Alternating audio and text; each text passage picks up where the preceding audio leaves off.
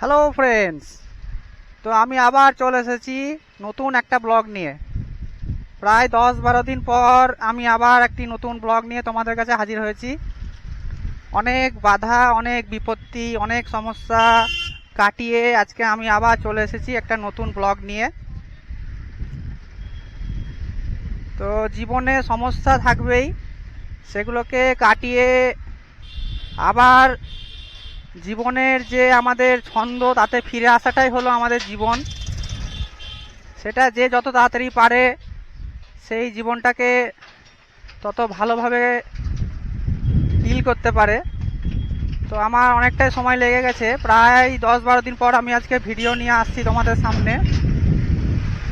আমি বহুদিন ধরে ভাবছিলাম যে যে একটা নতুন ব্লগ নিয়ে আসবো। তো যাই হোক, পরিস্থিতি সেরকম ছিল না, যার ফলে একটু দেরি হয়ে গেল। তা না হলে আশা করি ব্লগ আমার কন্টিনিউ হতো, যেটা আমি তোমাদেরকে আগে কথা দিয়েছিলাম যে তোমাদের সঙ্গে প্রায় আমি ভিডিও শেয়ার করব, আমার যে ব্লগগুলো সেগুলো শেয়ার করব। কিন্তু যাই হোক, কিছু কারণে সেগুলো করতে পারিনি। তো আমি চলে এসেছি আবার নতুন একটা ব্লগ নিয়ে তোমাদের সামনে আমার ইউটিউব চ্যানেল সামটাইমস ট্রাভেলারে। তো আমি এখন চলেছি কাটরা মসজিদের উদ্দেশ্যে। আজকের আমার ব্লগ হবে কাটরা মসজিদের নিয়ে। তো এটা হচ্ছে আমাদের মুর্শিদাবাদ জেলার যত ঐতিহ্য আছে তার মধ্যে অন্যতম একটি। এটা যেতে গেলে আমাদের নিমতলা হয়ে, যেটা চুনাখালি বলছে, চুনাখালি হয়ে যেতে হবে আইসবাগের রাস্তায়। তো আমি সেদিকেই যাব।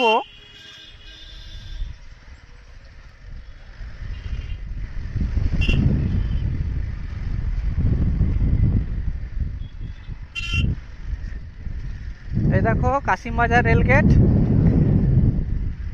এই রেলগেটটা পার করেই আমাকে লেফট সাইড নিয়ে নিতে হবে। এই যে লেফট সাইড নিয়ে নিলাম আমি, এদিক দিয়ে যেতে হবে আমাকে কাটরা মসজিদ। তো ভিডিওটি দেখতে থাকো এবং আমার সাথে সাথে চলতে থাকো।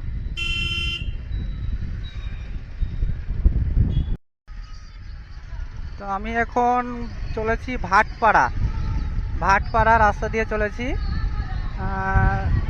আমার বাড়ি থেকে কাটরা মসজিদের দূরত্ব দেখাচ্ছিল 13 কিলোমিটার মতো, যেটা যেতে সময় লাগবে মোটামুটি 26 মিনিট বা 30 মিনিট, যাই হোক এরকম একটা সময় দেখাচ্ছিল।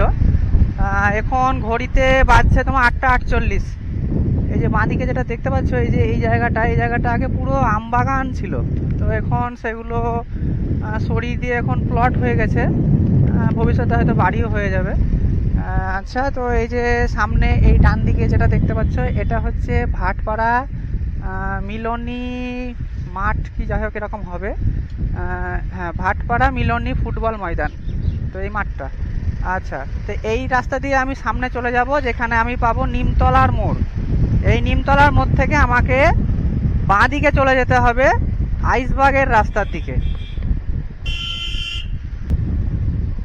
এই যে এটা হচ্ছে নিমতলার মোড় বলে। এই যে এখান থেকে আমাকে বাঁ দিকে ঢুকে যেতে হবে। বাঁ দিকে ঢুকে গিয়ে একেবারে সোজা রাস্তা, জাস্ট একেবারে সোজা রাস্তা চলে যেতে হবে কাটরা মসজিদের দিকে। এই যে রাস্তাটা সোজা চলে যাচ্ছে, এই রাস্তার উপরেই পড়বে কাটরা মসজিদ। তো আমার সাথে থাকো এবং ভিডিওটি দেখতে থাকো।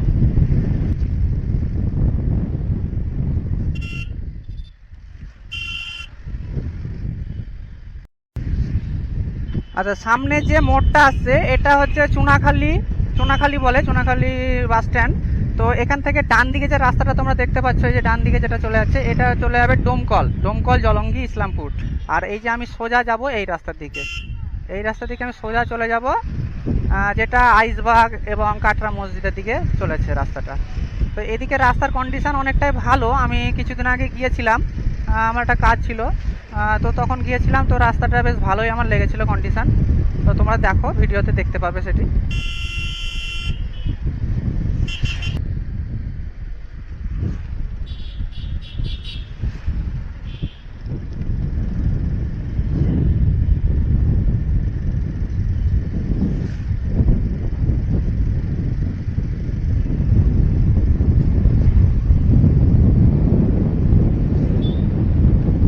রাস্তা কন্ডিশন দেখো, খুব সুন্দর রাস্তা।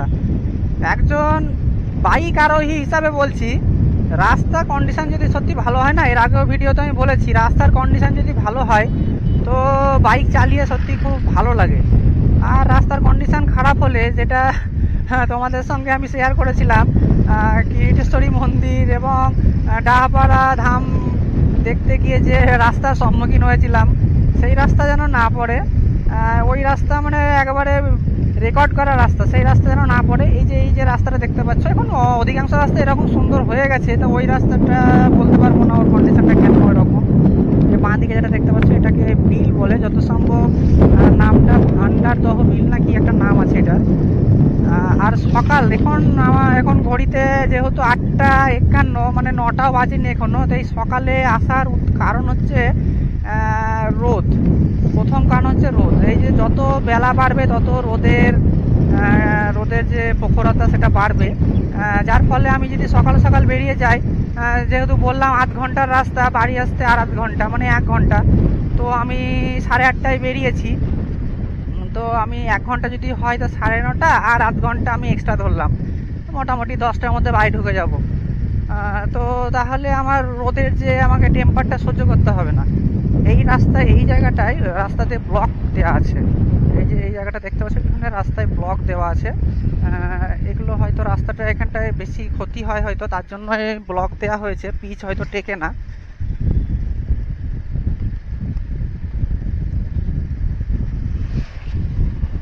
তো চলো ভিডিওটি আমার সঙ্গে দেখতে থাকো।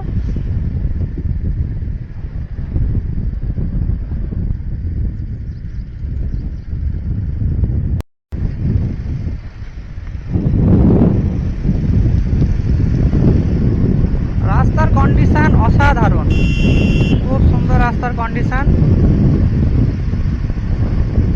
আমার বাইক এখন 63-62 এরকম স্পিডে চলছে, তার বেশি এই স্পিড আমি তোলাটা ঠিক হবে না, যেহেতু এই রাস্তাটা কিন্তু খুব একটা মানে ফাঁকা নয়, রাস্তাটা যথেষ্ট ব্যস্ত রাস্তা।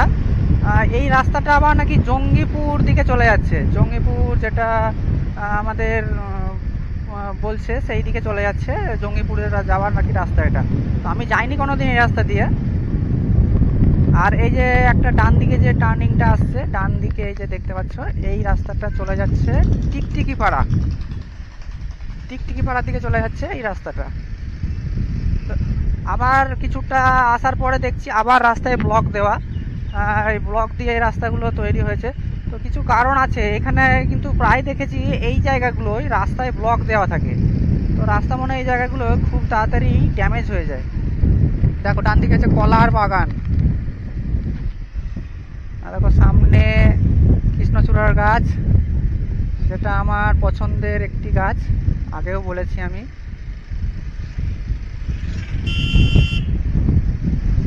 দেখো সামনে আরো কৃষ্ণচূড়ার গাছ, কত সুন্দর লাগছে দেখতে, একদম লাল ফুলে ভর্তি গাছ,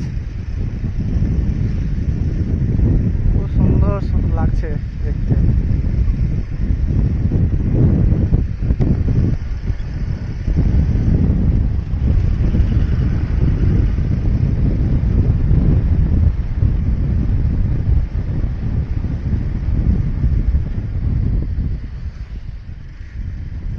দেখো এখানে আবার ব্লক দেওয়া, এই রাস্তাটাতেও আবার কিছুটা আসার পর আবার দেখছি ব্লক দেওয়া আছে। আর সামনে দেখো বাঁ হাতে পড়ছে ইন্ডিয়ান অয়েলের পেট্রোল পাম্প, তো এখানে পেট্রোল ভরা যাবে। আমার গাড়িতে এখনো ফুল ট্যাঙ্কি পেট্রোল ভরা আছে, অসুবিধা নেই। তবে এই রাস্তায় কিন্তু কৃষ্ণচূড়া গাছ কিন্তু অনেক, দেখো তোমরা, এই দেখো কৃষ্ণচূড়া গাছ কিন্তু বহুত আছে, খুব সুন্দর লাগছে।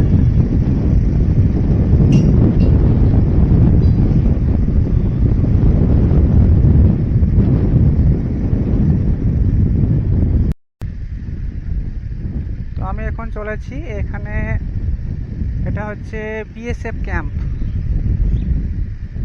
এখানে বিএসএফ দের ক্যাম্প আছে, এই যে রাস্তার দিকে দেখা যাচ্ছে।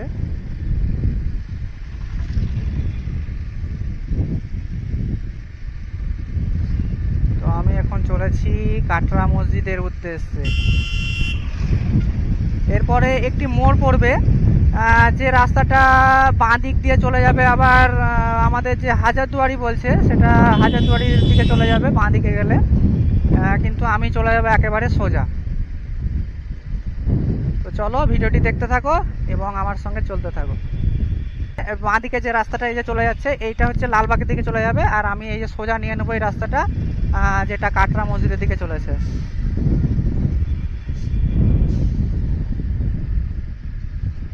চলে এসেছি অনেকটা, আর কিছুটা গেলেই চলে আসবে কাটরা মসজিদ, আর বেশি দূর নেই।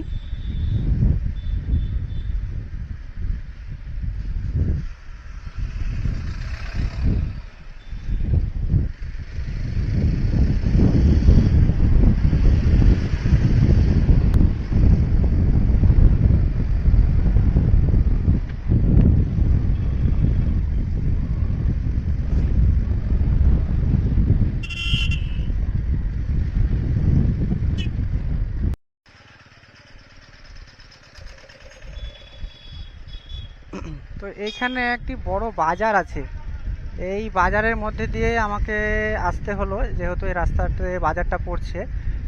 বাজারটা বেশ বড়ই বাজার, বেশ কেনা বেচা ভালোই দেখলাম, এবং অনেক মানুষের সমাগম বাজারে।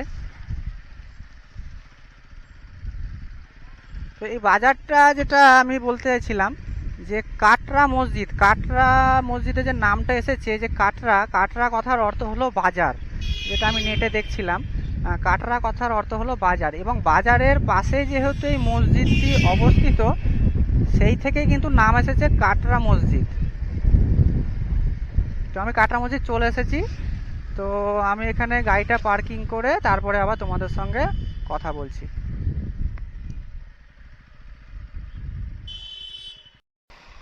তো দেখতে পাচ্ছ আমি এখন কাটরা মসজিদের সামনে দাঁড়িয়ে আছি, গেট বন্ধ এখন।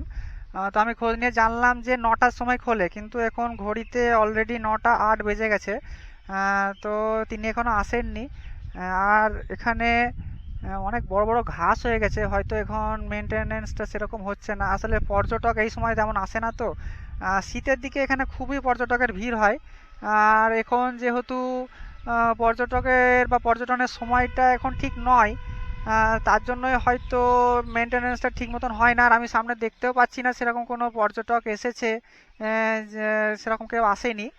এই তো তোমরা দেখো আমি বাইরে থেকেই দেখাচ্ছি, যেহেতু গেট বন্ধ তো ভেতরে তো প্রবেশ করা যাবে না, তার জন্য বাইরে থেকে দেখো। এদিকেও দেখো, এদিকে একটি গম্বুজ এবং ঠিক এদিকে একটি গম্বুজ আছে, এই দুটি গম্বুজ আছে। এরকম শোনা যায় নাকি পেছনেও দুটি গম্বুজ ছিল, তো সেগুলো ভূমিকম্পে ধ্বংস হয়ে গেছে, এটাই শোনা যায়। তো এই গম্বুজ থেকে যারা প্রহরী ছিলেন আগেকার দিনে তারা নাকি পাহারা দিতেন, এই মসজিদে তারা পাহারা দিতেন। আর এখানে একটা জিনিস দেখায়, এই যে লেখা আছে দেখো, প্রবেশ বিনামূল্যে, অর্থাৎ এখানে প্রবেশ কিন্তু করতে কিন্তু কোনো রকম কোনো টাকা বা পয়সা লাগে না। তো দেখো আমি যতটা পারছি বাইরে থেকে দেখানোর চেষ্টা করব। তো যেহেতু এখনো গেটম্যান আসেনি তো ভেতরে তো প্রবেশ করা যাবে না। তো অনেকক্ষণ অপেক্ষা করার পর গেটম্যান এসে গেটটি খুলে দেয়। তো এবার আমি মসজিদে প্রবেশ করব। এই যে ফুটপাত, বাগানের মধ্যে দিয়ে যে ফুটপাত চলে গেছে সেই ফুটপাত দিয়ে আমি মসজিদে প্রবেশ করব। সামনে দেখতে পাচ্ছ একটি গম্বুজ দেখা যাচ্ছে, আরও একটি গম্বুজ আছে এই যে এইদিকে দেখতে পাচ্ছ। মোট দুটি গম্বুজ বর্তমানে রয়েছে, আরও দুটি গম্বুজ ছিল অতীতে, যেগুলো 1897 সালের ভূমিকম্পে ধ্বংস হয়ে যায়। তো আমি এগিয়ে যাব বাগানের রাস্তা দিয়ে। বাগানের অবস্থা এখন খুবই খারাপ, চারিদিকে বড় বড় ঘাসে ভর্তি, গাছে ফুল বলতে একদমই নেই। তো আমি এগিয়ে যাব ফুটপাত ধরে। এই যে সামনে দেখতে পাচ্ছ একটি প্রবেশদ্বার, এরকম অসংখ্য প্রবেশদ্বার এখানে রয়েছে। তো আমি এই প্রবেশদ্বারটি দিয়ে মসজিদের ভেতরে প্রবেশ করব।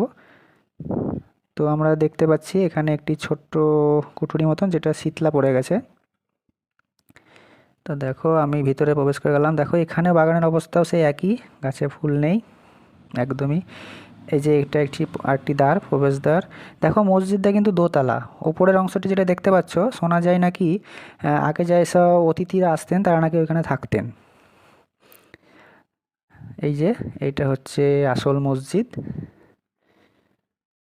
তো এখানে শোনা যায় নাকি 700 জন ছাত্র এখানে থাকতো। অতীতে এখানে 700 জন ছাত্র থাকতো, ছাত্র শিক্ষক এরকম থাকতো এখানে। আর এই যে দেখো এখানে একটি কুঠুরি, আর এই যে মসজিদের এটি অংশ, মেন অংশ, যেটা ওপরের অংশটি ভাঙা দেখতে পাচ্ছ, সেটি হয়তো ধ্বংস হয়ে যায়। আর এই যে নিচে দুটি কুঠুরি। তো আমি এবার সামনে এগিয়ে যাব। তো আমি এবার এই গেট দিয়ে মেন মসজিদে আমি প্রবেশ করে যাব। এই যে সামনে যেটা দেখতে পাচ্ছ এটাই হলো মেন মসজিদ। বেশ বড় মসজিদটা, এবং মসজিদের সামনে দেখো বেশ বেশ বড় জায়গা। আর ডান দিকে রয়েছে মসজিদেরই অংশ, বেশ সুন্দর কারুকার্য করা। সামনেও রয়েছে দেখতে পাচ্ছ। মসজিদের যে সামনে জায়গাটা দেখছো, যেটা কিন্তু যথেষ্টই বড়। শোনা যায় নাকি এখানে একসঙ্গে 2000 জন একসাথে বসে নামাজ পড়তে পারে। এই দেখো মসজিদটা বেশ সুন্দর লাগছে দেখতে। তো আমি আরেকটু সামনের দিকে এগিয়ে যাব, সেখান থেকে মসজিদের সৌন্দর্যটা তোমাদের চোখের সামনে তুলে ধরবো।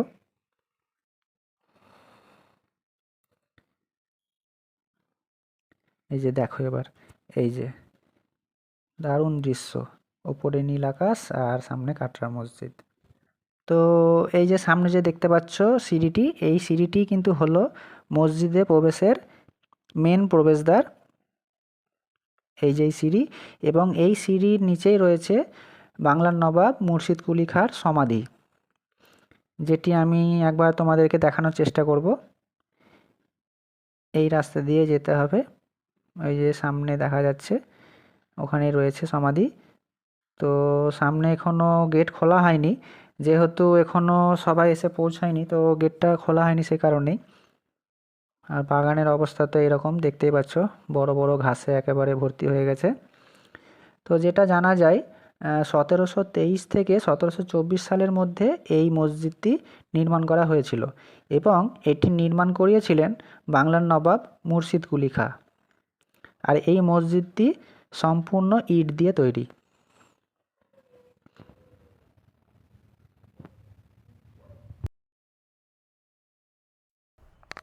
তো দেখো সামনে যে গম্বুজটি দেখতে পাওয়া যাচ্ছে, যেটা সামনে থেকে আমি দেখালাম যে দুই দিকে দুটি গম্বুজ ছিল, তো এই দেখো এইখানেও কিন্তু আরেকটি গম্বুজ ছিল, যেটা বললাম যে ভূমিকম্পে ভেঙে গেছে। এটা এই যে একটা গম্বুজ এটা দেখতে পাচ্ছ, এটা কিন্তু আগে গম্বুজ ছিল, হ্যাঁ, কিন্তু এইটা কিন্তু ভূমিকম্পে ভেঙে গেছে। এরকম আরও একটি গম্বুজ নাকি ওই দিকেও ছিল। তো ওইদিকে আমি যে গিয়েছিলাম, তো তখন ভিডিও ক্যামেরাটা করা হয়নি। তো এই যে এটা এটা আমি দেখাচ্ছি এই কারণেই যে এরকম একটি গম্বুজ ওই দিকেও ছিল, যেটা কিন্তু ভূমিকম্পে ভেঙে গেছে। তো দেখো এখনও প্রাচীনকালের ঐতিহ্য বয়ে নিয়ে চলেছে আমাদের মুর্শিদাবাদ জেলার ঐতিহ্য কাটরা মসজিদ।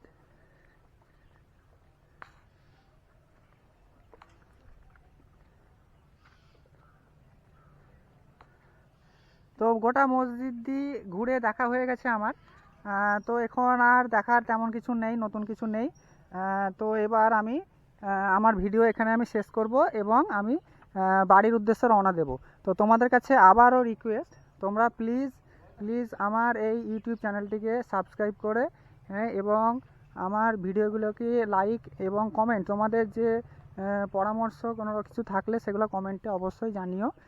এই বলে আমি আমার এই ব্লগটি এখানেই শেষ করছি। Good bye.